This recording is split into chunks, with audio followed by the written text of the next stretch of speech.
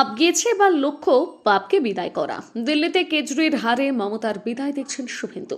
Up গিয়েছে এবার পশ্চিমবঙ্গের লক্ষ্য মমতা পাপকে বিদায় করা। মহিষাদলে এমনই হুঙ্কার ছাড়লেন রাজ্যের বিরোধী দলনেতা শুভেন্দু অধিকারী। শুভেন্দু অধিকারীর কথায়, দিল্লিতে প্রায় 3 দশক পর বিজেপির সরকার করছে। দিল্লি কা জিত হামারি হ্যায়, 26 মে বঙ্গাল কি বারি হ্যায়। শুভেন্দুর দাবি, এই জয় অত্যন্ত আনন্দের। দিল্লি মিনি ইন্ডিয়া, গোটা ভারতের মানুষ সেখানে থাকেন। কয়েক লক্ষ বাঙালি ভোটার আছেন, চোরে চোরে মাস্তুতো ভাই। ফলে মমতার বাহিনী কেজরিকে জেতানোর জন্য ঝাঁপিয়েছিল।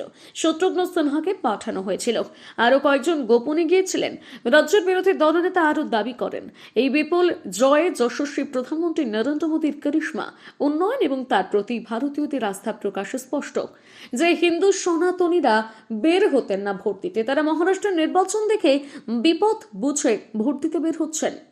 তাতেই জয় সুনিশ্চিত হয়েছে। মহিষাদলে এভাবেই শুভেন্দু অধিকারীর দিল্লির জয় থেকে আগামী 26-এর নির্বাচনে বাংলা দখলের ইঙ্গিত দিয়ে রাখলেন।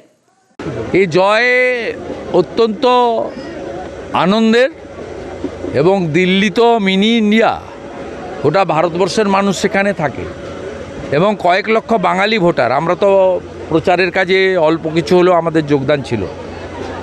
তা সবাই মিলে এই ভ্রষ্টাচারী এবং সবচেয়ে বড় কথা ফ্রড 420 চিটিংবাজ, এখানে যেমন তৃণমূল একটা চিটিংবাজ, তেমনি আপও আরেকটা চিটিংবাজ।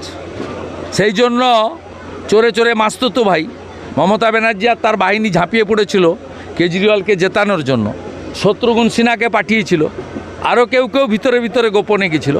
এই হার শুধু আপের হার নয়, তৃণমূলেরও হার। কারণ তৃণমূল এই নির্বাচনের আগে আপের সমর্থনে নিজে লেপটে গেছিল।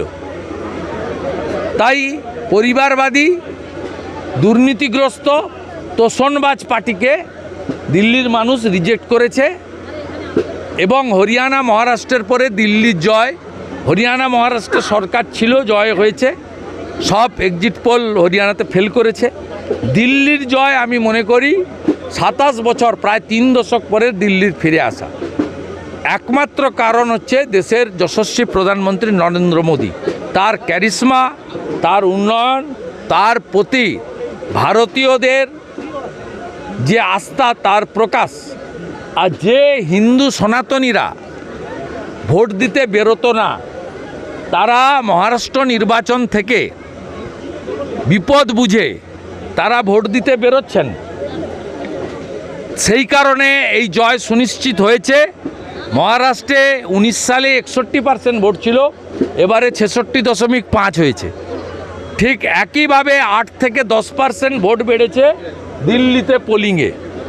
বাড়ি থেকে বেরিয়ে ভোট দিয়েছেন হিন্দুরা, সনাতনীরা, সঙ্গে সর্দারজিরা, তারা আমাদের সব ভোট দিয়েছেন।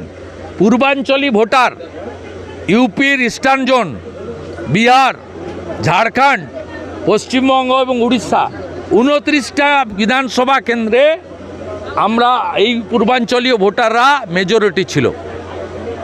এই 29টার মধ্যে 20টাতেই ভারতীয় জনতা পার্টি জিতেছে।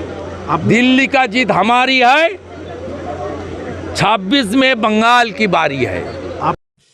মাত্র 4 ইঞ্চি কেটে হার্ট বাইপাস, তাও আবার স্বাস্থ্যসাথী প্রকল্পে।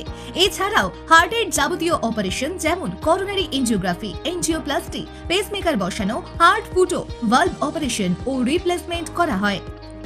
অর্থোপেডিক বিভাগে রোবোটিক পদ্ধতিতে হাঁটু ও কোমর সার্জারি, লিগামেন্ট ছিঁড়ে যাওয়া ও অর্থোস্কোপি, হাড়ের সমস্যা, নিউরোস্পাইন সার্জারি এবং মেরুদণ্ডের যাবতীয় অপারেশন খরচ আপনার সাধ্যের মধ্যে রয়েছে।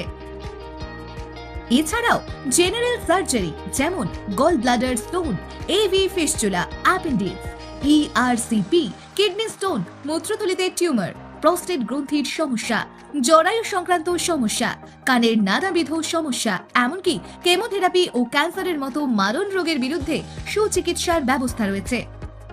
স্বাস্থ্যসাথী কার্ড ছাড়াও সমস্ত বীমা কোম্পানির কার্ড ব্যবহার করে সুবিধা পাওয়া যায়। আপনার এলাকার স্বাস্থ্য সংক্রান্ত সমস্ত সহযোগিতার জন্য যোগাযোগ করুন রামচন্দ্র গিরির সাথে স্ক্রিনে দেওয়া নম্বরে।